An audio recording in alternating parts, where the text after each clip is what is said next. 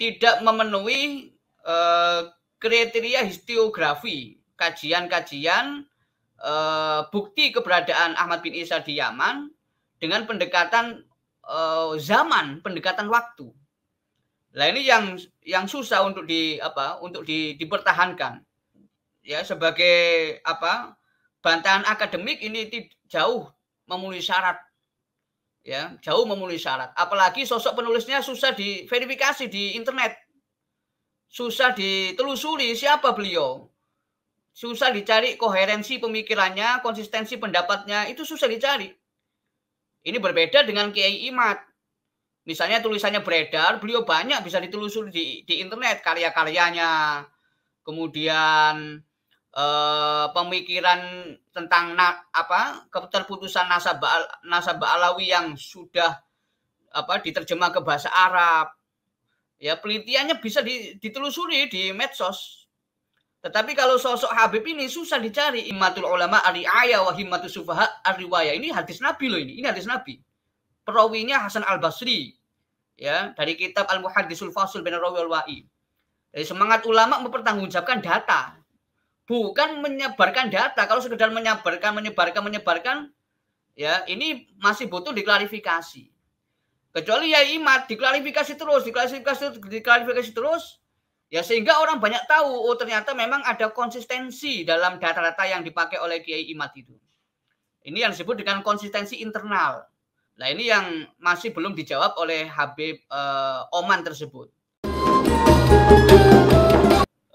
Apa yang telah ditulis ini Pak Yusuf, yaitu kitab Izharul Haqiqah limudda'i kasfil fadihah al-ilmiyah li tarikhi wa nasabis sadati ba'alawi.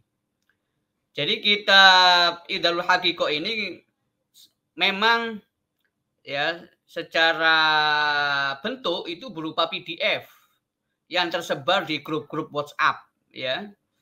Jadi saya menemukan di grup WhatsApp, saya tanyakan dia yang menyebarkan juga dapatnya dari grup WhatsApp. Ya. Tapi tanpa saya telusuri lebih jauh, tapi kitab ini sudah beredar dan sebagian sudah dikomentari oleh beberapa orang. Walaupun tetap sebagai kitab yang dikarang oleh orang luar ya dari Kesultanan Oman, ya kitab ini secara nisbat ya susah diketahui siapa itu beliau Habib Ahmad bin Awad bin Alawi al-Ibrahim Ba'alawi al-Husaini ini. Jadi Habib Ahmad bin Awad ini dicari di Google susah ditemukan. Ya berbeda dengan sosok-sosok yang sudah terkenal pastinya bisa diketahui di era digital saat ini, bisa ditelusuri. Tapi sosok ini susah ditemukan. Jadi sebagai karya, apakah ini nisbatnya benar-benar memang ditulis oleh Habib Ahmad bin Awad? Ya, kalau memang benar berarti memang nisbatnya sahih. Tapi kalau seandainya nanti suatu saat bukan beliau yang menulis, berarti ya manhulun nisbatnya ya berarti salah. Tapi kalau masih diragukan ya maskukun nisbah. Jadi status kitab ini secara nisbat itu diragukan bahwa yang ngarang adalah Ahmad bin Awad. Tetapi hingga saat ini tidak ada yang menyanggah bahwa kitab ini ditulis oleh orang lain. Oke, nisbatnya kita sepakati, ya kita pahami dikarang oleh Habib Ahmad bin Awad. Nah, kitab Izharul Haqiqah ini bertujuan untuk mengupas atau membantah pandangannya pandangan yang beredar tentang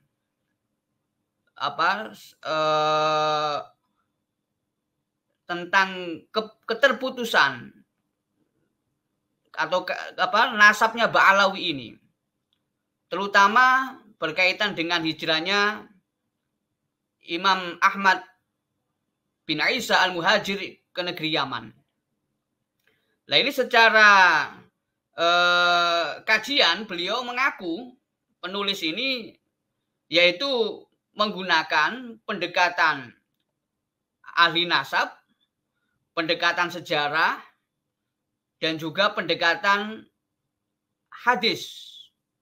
Jadi ilmu-ilmu yang berbasis pada hawas, pada indera ini menjadi satu dalam pendekatan yang digunakan oleh Sayyid Ahmad bin Awad ini.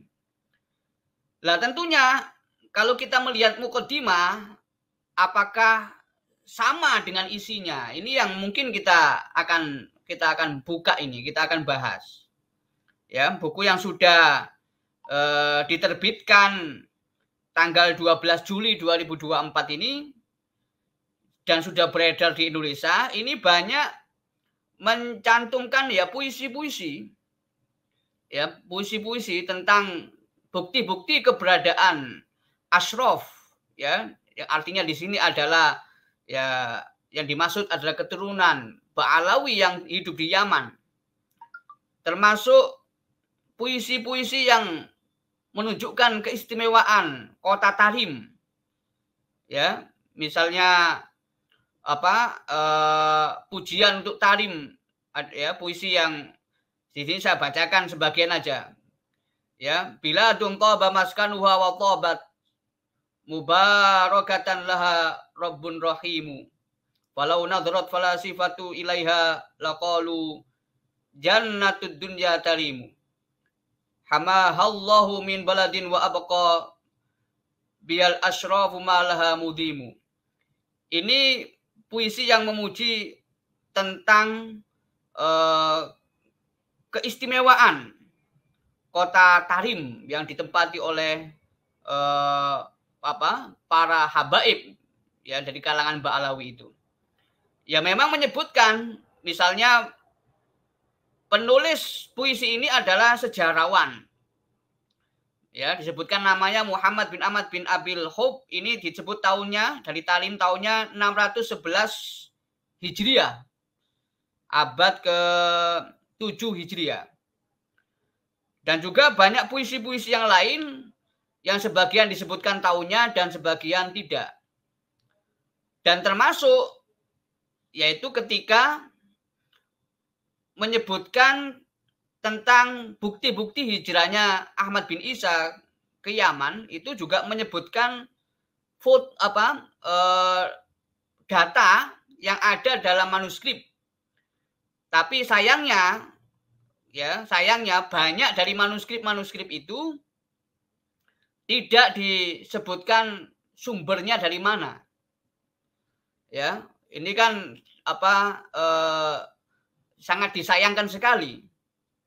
Apakah ini memang betul-betul data faktual mewakili keabsahan Ahmad bin Isa hijrah ke Yaman ataukah tidak? Karena memang banyak yang nggak disebutkan di sini sebagai bantahan ilmiah, ya memang tidak ada footnote, juga tidak ada daftar pustaka. Jadi semacam narasi mirip identik narasi ceramah gitu ya. Dan ini susah kalau memverifikasi narasi-narasi ceramah seperti ini. Nah, ini yang menjadi catatan ya sebagai bantahan akademik ini jauh memenuhi syarat. Ya, jauh memenuhi syarat. Apalagi sosok penulisnya susah diverifikasi di internet. Susah ditelusuri siapa beliau. Susah dicari koherensi pemikirannya, konsistensi pendapatnya, itu susah dicari. Ini berbeda dengan Kiai Imad. Misalnya tulisannya beredar, beliau banyak bisa ditelusuri di internet, karya-karyanya, kemudian pemikiran tentang keterputusan nasab Ba'alawi yang sudah diterjemah ke bahasa Arab. Ya, penelitiannya bisa ditelusuri di medsos. Tetapi kalau sosok Habib ini susah dicari. Ini beliau siapa? Apakah beliau ini Habib yang mastur? Ya, Habib yang memang tidak dikenal, kemudian beliau muncul melalui karyanya ini atau bagaimana?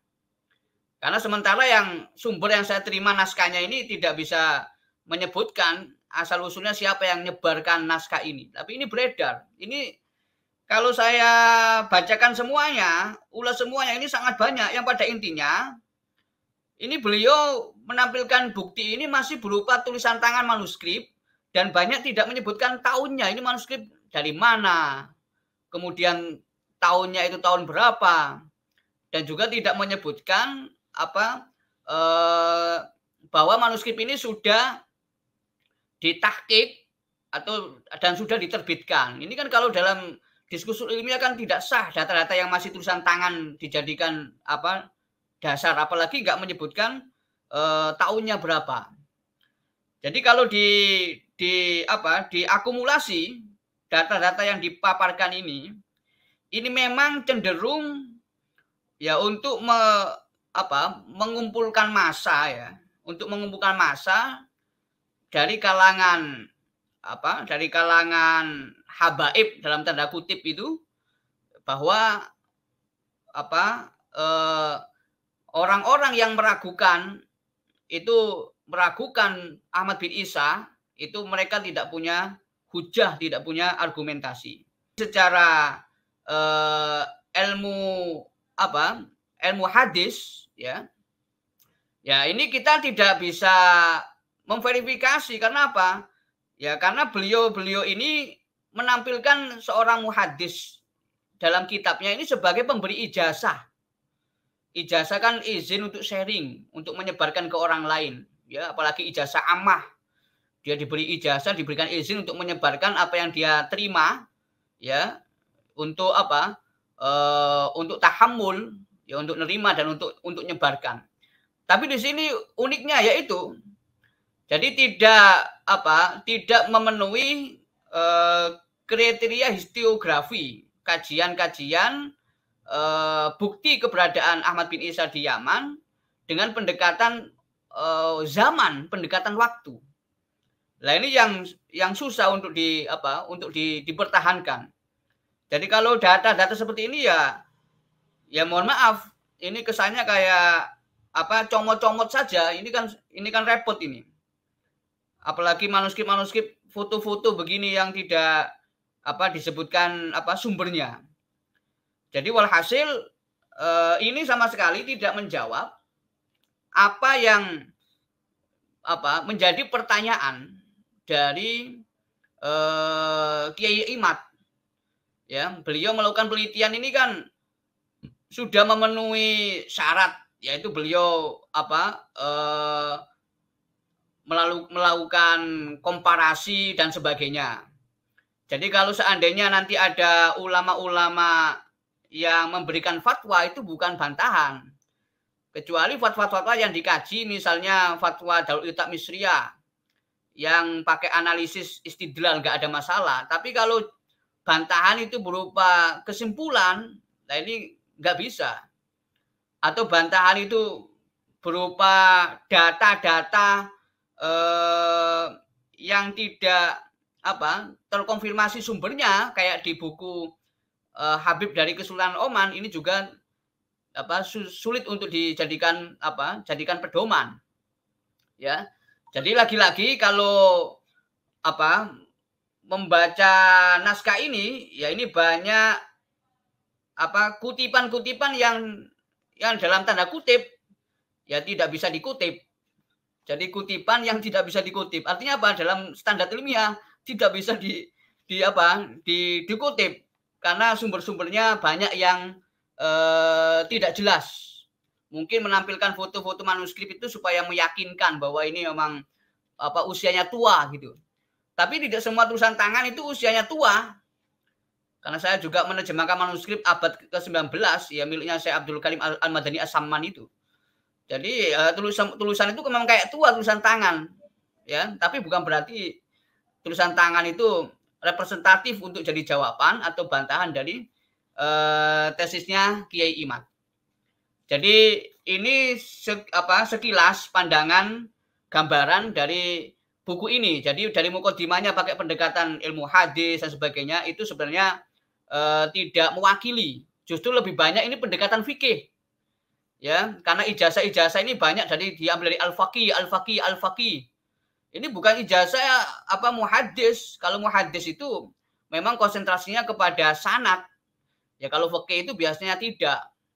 Ya, kalau fikih itu ya apa itu ibaratnya itu tradisi yang memang baru ya yang apa dikeluhkan oleh Imam Syarfuddin Yahya An-Nawawi, dikeluhkan oleh Ibnu Shalah ya, termasuk dikeluhkan oleh Imam Syafi'i sendiri yang pakai cara-cara ijazah Habib Oman ini ya, bahwa keabsahan orang ngomong ya, ngomong memberikan informasi dia dapat ijazah dari ini, tetapi tidak diketahui sumber ijazah itu dari mana. Ya, jadi ini jadi persoalan. Maka Imam Syafi'i kan pernah mengatakan, "Lau jazatil ijazatu la batalatil rihlah." Kalau seandainya sistem ijazah ya itu diperbolehkan, maka la batalatil rihlatu. Untuk apa orang itu melakukan rihlah, melakukan traveling? Misalnya Imam Syafi'i dari Palestina ke Mekah, dari Mekah ke Madinah, dari Madinah ke Yaman, kemudian ke Mesir. Untuk apa traveling itu? Kalau kemudian misalnya sekali pertemuan ini ijazah ammah begitu misalnya. Nah, itu kan jadi persoalan. Ya, ini sekarang sebenarnya tradisi ini menyebabkan kemunduran, makanya Abdul Aziz Asy-Syahawi ulama Mesir ketika ke Indonesia juga memberikan peringatan al-ijazatu la tufidul ilma. Ijazah itu tidak memberikan faedah keilmuan. Ya, sedangkan ulama itu seperti yang telah saya sampaikan dulu, himmatul ulama ar-ri'ayah wa himmatus sufaha ar-riwayah. Ini hadis Nabi loh ini. Ini hadis Nabi. Perawinya Hasan Al-Basri. Ya, dari kitab Al-Muhaddisul Fasul baina rawi wal wa'i. Jadi semangat ulama mempertanggungjawabkan data. Bukan menyebarkan data. Kalau sekedar menyebarkan, ya ini masih butuh diklarifikasi. Kecuali ya imat diklarifikasi terus, ya sehingga orang banyak tahu, oh ternyata memang ada konsistensi dalam data-data yang dipakai oleh Kiai Imat itu. Ini yang disebut dengan konsistensi internal. Soal konsistensi eksternal itu nanti pendekatannya antropologi, pendekatan sejarah dan lain-lain. Tapi konsistensi internal itu memang bertahan ada dalam pada Kiai Imat. Nah ini yang masih belum dijawab oleh Habib Oman tersebut.